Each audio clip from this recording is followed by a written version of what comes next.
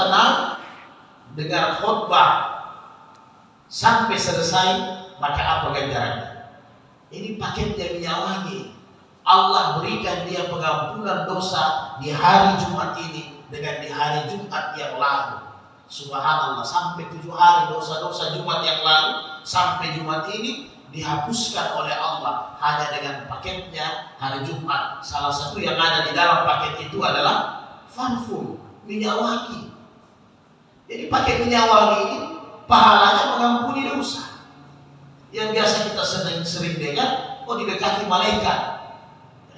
Kalau tidak malaikat yang dekat, karena kita tidak lihat, berarti harim yang dekat. Tetapi ketika kita pakai parfum, itu ada pahalanya, diampuni dosa kita. Tapi ingat, kata Imam Nawawi, memakai parfum itu identik dengan ibadah.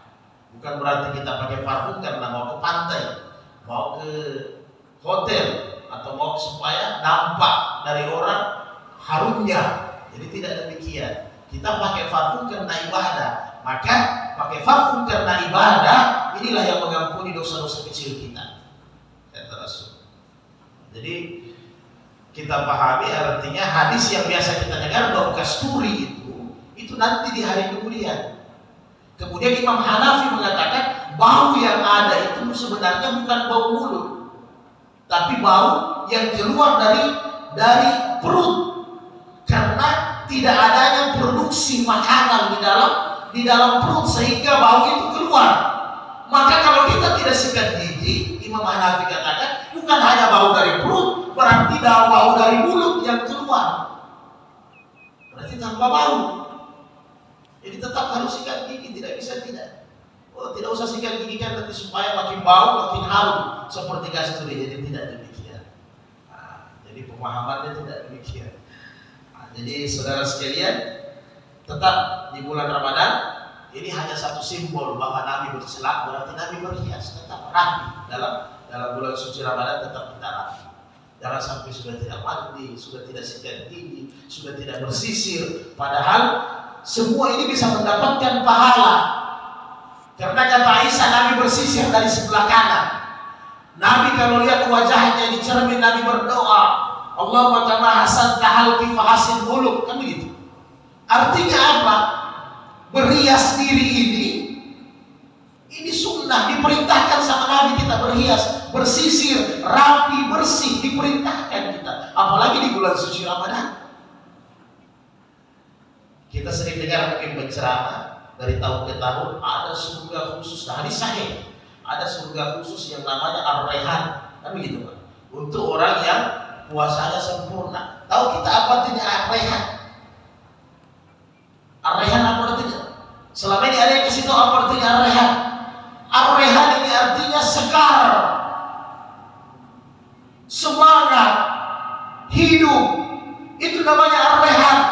Wah, bagaimana kita mau puasa, mau masuk di pintu Ar-Rayhan kalau tidak segar, lusuh, tidak sikat gigi, tidak mandi? Bagaimana kita mau masuk di pintu itu? Pintu itu artinya pintu segar. Jadi orang yang masuk di pintu Ar-Rayhan itu orang yang puasanya sempurna, segar dia. Itu artinya Ar-Rayhan. Ada khusus memang pintu. Itu pintu kata Nabi kalau setelah bulan Ramadan ditutup. Khusus nanti lagi dibuka ketika bulan Ramadan. Tapi yang puasanya bukan hanya menjaga rohaninya, jasmaninya juga diikut, semua dijaga dengan bagus. Jadi bukan Ramadan ini tidur-tiduran, loyo-loyoan, bukan begitu Ramadan. Tetap. Kemudian berapa menit lagi Ustaz Tamrin? Iya. An Abi Hurairah radhiyallahu anhu qala Rasulullah, "Man nasiya wa wasaimun fa akala aw shariba falyutimmu sawmuhu fa innama at'amahu Allahu wa saqahu." Muttafaqun alaihi, Bukhari Muslim. Barang siapa yang lupa ketika bulan Ramadan, lupa dia sempat makan, dia lupa sempat minum, maka jangan dia batalkan puasanya, tidak ada qada baginya. Sesungguhnya makan dan minum itu datangnya dari Allah Subhanahu wa ta'ala. Maksudnya apa? Artinya karena kita lupa, manusia, itu menandakan kita manusia. Wajar, tetapi jangan dibatalkan puasa. Hanya ulama mazhab bahas lupa makan yang bagaimana, itu perlu pembahasan ulama mazhab. Karena tekstual hadisnya, kalau kita lupa, jangan batal puasa, lanjut saja puasa. Nah, dibahas ulama mazhab, lupa yang bagaimana. Jadi lupanya harus terukur, pas. Lupanya itu artinya yang di tenggorokan dimasukkan, yang di mulut jangan dikasih masuk di tenggorokan. Yang sudah di tenggorokan dimasukkan saja, tetapi yang masih di mulut jangan dimasukkan. Kalau kata kasarnya dimuntahkan, kasarnya begitu. Jadi jangan nanti karena pas kita lupa, tiba-tiba teringat, mungkin makan donat, sepotong sudah di tenggorokan, sepotong masih di mulut. Astagfirullah, anak puasa. Yang di mulut terpaksa dimasukkan. Air daripada sangkut, hantam lagi air minum. Kalau itu sudah batal, Pak. Menurut Imam Syafi'i itu tidak boleh. Jadi yang batas itu di tenggorokan dikasih dulu, yang di mulut dikeluarkan. Yang alasan jangan nanti tidak minum tatigo, jadi lebih baik minum. Nah, itu sudah ingat. Jadi itu maksudnya ingatnya di situ. Jangan dipaksa masukkan lagi. Jadi sebatas itu lupa. Tapi kalau memang sudah habis satu bangku baru diingat, tidak ada masalah, lapas, aman itu. Tidak apa-apa, Pak. Kemudian yang berikutnya, jadi kalau lupa tidak apa-apa, aman. Apalagi biasa orang itu biasa yang lupa paling banyak, kata ulama, orang yang tidak mempunyai persiapan di bulan Ramadan. Maksudnya apa? Tidak pernah ada persiapan puasa di bulan Sya'ban, di bulan Rajab, akhirnya tidak mampu beradaptasi dengan Ramadan dengan baik. 1-2 hari Ramadan awal-awal biasa dia lupa di siang hari. Tapi kalau orang sudah persiapan Ramadan, pasti dia sudah tahu. Nah, itu saja biasanya begitu. Sehingga dia lupa karena tidak ada persiapan. Dianggap belum bulan Ramadan. Nah, jadi itu biasa yang sering lupa. Kemudian an Abi Hurairah radhiyallahu taala qala Rasulullah man zara'ul ghaibu fala kada alaihi wa man istaga'u fa alaihi wa kada, rawahu Hasan. Jadi barang siapa yang muntah tidak disengaja, maka puasanya tidak batal dan tidak ada qada baginya, tidak ada pengganti. Tapi barang siapa yang muntah disengaja, puasanya batal dan dia qada. Nah, ini mahlul kalau kita mau sengaja muntah. Sengaja muntah, ambil sedotan, tusuk-tusuk tenggorokan. Muntah, batal puasa. Memang ente mau batal puasa, memang tidak mau puasa. Jadi biasanya tidak disengaja, apakah karena sakit atau pusing. Ada juga faktornya. Biasa terlalu banyak makan sahur. Jadi udara tidak ada ruang. 2/3 makanan, ya kan? 1/3 minuman dengan api neraka. Jadi tidak ada ruang. Jadi pas sahur, makanan 2 piring, minumannya 1 cangkir, dohannya 2 batang. Jadi sudah tidak ada ruang untuk bernapas. Sehingga biasanya ini bisa muntah. Nah, kalau begini konteksnya, namanya fikih, biasanya harus dibahas. Tiba-tiba muntah sementara sembahyang, batal puasanya? Tidak batal puasanya. Hanya diatur sahurnya jangan terlalu banyak. Kalau memang pekerjaannya bukan tukang baju, bukan tukang penjual di pasar, bukan tukang kayu yang memang membutuhkan fisik, makanannya dikurangi. Apalagi kalau hanya tanda tangan, tak dapat uang ya, makannya sedikit saja. Ya, sedikit. Jadi muntah tidak membatalkan puasa. Sementara sembahyang, muntah tidak batal puasa. Jadi muntahnya saja dibersihkan, puasanya tidak batal.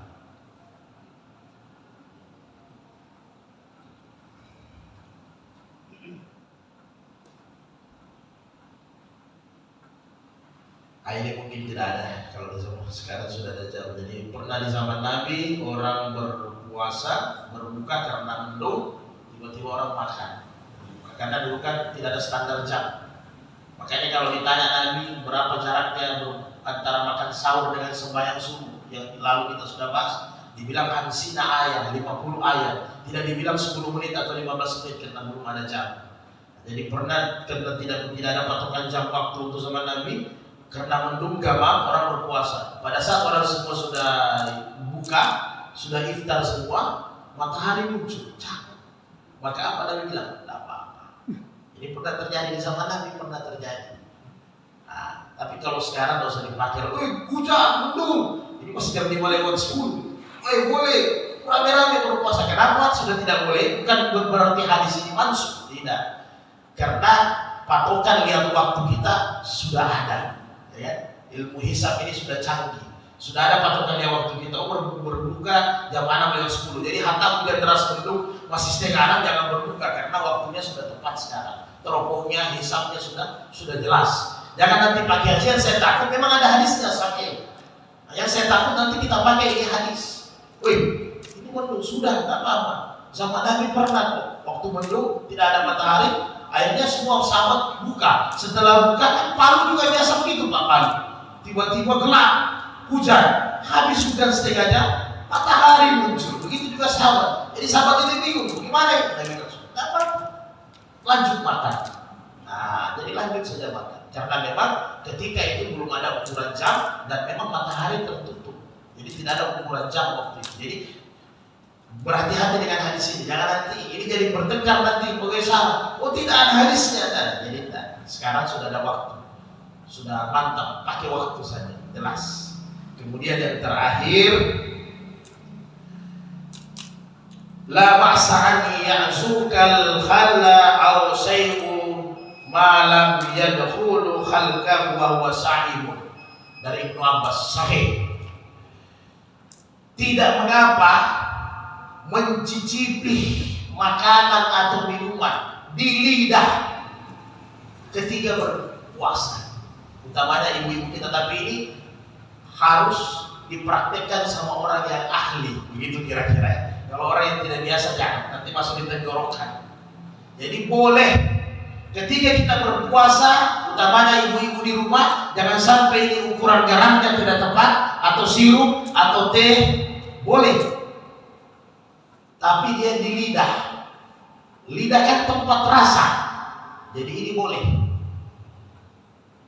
Setelah itu berkumur-kumur. Jadi ini sama dengan berkumur-kumur hukumnya. Kalau ulama mazhab Syafi'i, Hanafi, Ahmad bahas ini sama dengan berkumur-kumur hukumnya. Sekedar di mulut saja. Tapi hati-hati, jangan dirasa tebunya manis saja itu.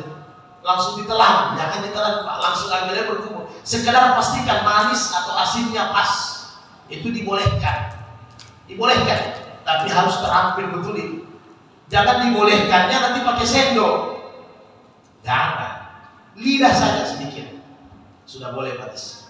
Itu dibolehkan. Kemudian dari Abu Razak, ra'aitahu yamda'u lis-sami'i ta'aman wa huwa sa'imun. Yamda'u summa yukhrijuhu min fihi yadahu min famil sa'i. Nah, ini luar biasa. Jadi sahabat-sahabat, istri-istri sahabat, contohnya, ini anak bayinya menangis, tapi sudah boleh mengkonsumsi, sudah di luar daripada menyusui. Jadi mungkin kalau sekarang kita analogikan apa, pisang atau kurma. Kalau dulu zaman Nabi kurma. Jadi ibu-ibu itu, sahabat-sahabat istri Nabi, sahabat-sahabat Nabi, itu makanan dia makan, dia lembutkan, dia lembekkan, bukan kayak bubur. Kalau sekarang kan ada bubur. Jadi dia lembekkan, ditaruh di gigi dengan lidah, mulut. Setelah itu diambil, disuap ke anaknya yang masih bayi. Itu dibolehkan. Jadi dibolehkan. Jadi ini juga pentingnya kalau kita belajar ilmu agama, nanti ikut hakikatnya ikut. Kenapa? Nanti datang kita bertamu sama Pak Tamrin, siang-siang tiba-tiba mulutnya goyang-goyang, padahal ada cucunya. Karena kita tidak ada ilmu, batal puasanya. Oh, sangka buruk, ya kan? Akhirnya kalbu kita rusak lagi, sangka buruk lagi. Oh, tidak puasa Pak Tamrin. Nah, padahal kita tidak tahu ada yang dibolehkan. Jadi kalau kita punya anak bayi, cucu, makanan itu keras, ya, boleh kita sekedar taruh di mulut. Tapi setelah itu kata Imam Syafi'i harus berkumur-kumur. Setelah itu berkumur-kumur dan pastikan tidak ada masuk di tenggorokan. Nah, ini sama dengan sikat gigi. Jadi Imam Syafi'i bilang kalau sudah lewat salat zuhur tidak usah lagi sikat gigi pakai pasta itu. ya kan? Yang ditakuti nanti masuk. Makanya Imam Syafi'i bilang sikat gigi puasa cukup ibu jari dengan jari telunjuk dari tengah ini, boleh. Sama pahalanya dengan sikat gigi, sama pahala sikat gigi. Ya. Kalau sudah zuhur asar, nah, begitu juga melumatkan, melembekkan makanan untuk bayi, boleh, tidak apa-apa. Tapi setelah itu berkumpul-kumpul, ini juga dibolehkan dalam syariat. Iya, oke. Pak Tamrin sudah boleh. Jadi alhamdulillah. Bapak sekalian yang dirahmati Allah, tentunya masih banyak permasalahan Ramadan. Paling tidak intinya sudah kita ketahui semua. Jadi mudah-mudahan kita orang yang berbahagia datangnya Ramadan ini, persiapan betul. Karena ini perlombaan 30 hari, 30 km, menjadi butuh persiapan fisik, rohani dan jasmani yang bagus. Sebagaimana tidak bosan-bosannya saya sampaikan, mudah-mudahan nilai Ramadan kita tahun ini lebih meningkat di tahun yang lalu. Kalau tahun ini, tahun-tahun lalu selalu yang kita tahu Ramadan itu hanya 20 rakaat tarawih atau 8 rakaat tarawih tambah 3 witir, maka Ramadan ini sebelum sahur tambah sembahyangnya 2 rakaat ke 4 rakaat yang kita sudah bahas Sabtu lalu. Tetap ada nilai sembahyang. Jadi jangan jam 3 di akhir malam kita duduk di meja makan, jam 3 sampai azan subuh hanya urus makanan saja di meja makan. Padahal waktu makan sahurnya Nabi hanya 15 menit saja. Jadi akhir malam itu ambil 1 jam salat, mengaji, kemudian doa. Tinggal mau pakai doa apa? Murakabah, musyahadat, munajat, terserah yang mana kita mau pakai. Minimal doa. Jadi baru makan sahur. Dan ingat, makan sahurnya Nabi langsung dengan salat subuhnya. Kita harus meningkat tahun ini. Jadi supaya tidak ada nilai kita punya ta'lim, Pak. Jadi meningkat kita tahun ini. Biasakan tahun ini sahurnya bersambung subuh. Artinya apa? Kalau sahur tidak usah kesian lagi tidur. Kan begitu. Nah, itu sahur sunnahnya Nabi. Jadi setelah sahur langsung salat subuh Nabi. Jadi tidak ada lagi tidur. Nanti insya Allah mau istirahat, kailullah ada. Jam 9, jam 10, atau jam 11 ke jam 12 itu sunnah untuk tidur. Di samping habis subuh juga sudah tidur. Jadi kalau sahur mudah-mudahan tidak tertidur lagi. Jangan sampai tidak lupa lagi salat subuh. Itu lagi yang repot. Lupa salat berjamaah di masjid. Mudah-mudahan Allah Subhanahu wa taala